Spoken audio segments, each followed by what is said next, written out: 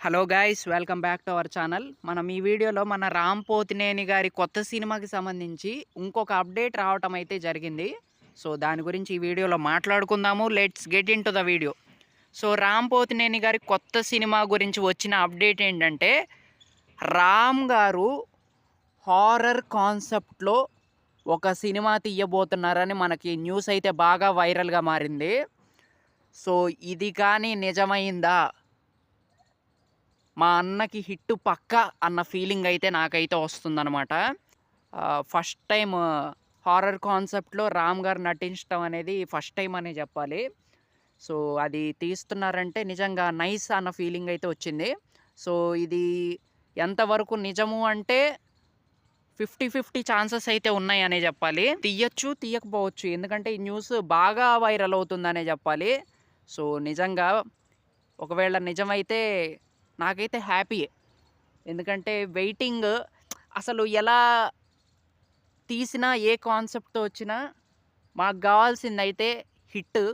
So అది ఏ director ఇస్తారు, ఏ concept మీద వచ్చిద్దనేదే చూడాలి. So waiting అబ్బర్.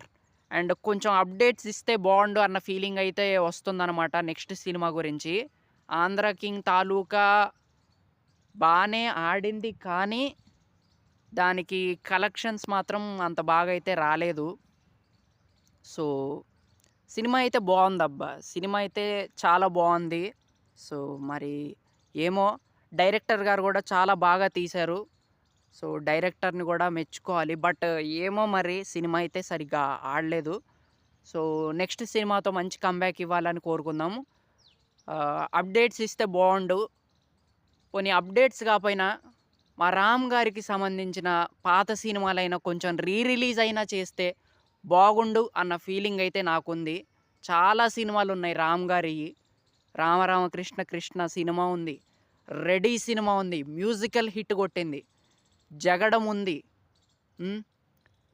'నేను శైలజ' ఉంది. ఇలా ఎన్ని మంచి సినిమాలున్నాయో, వాటిల్లో ఒక్క సినిమా రిలీజ్ చేసినా బాగుండు అన్న ఫీలింగ్ అయితే ఉంది.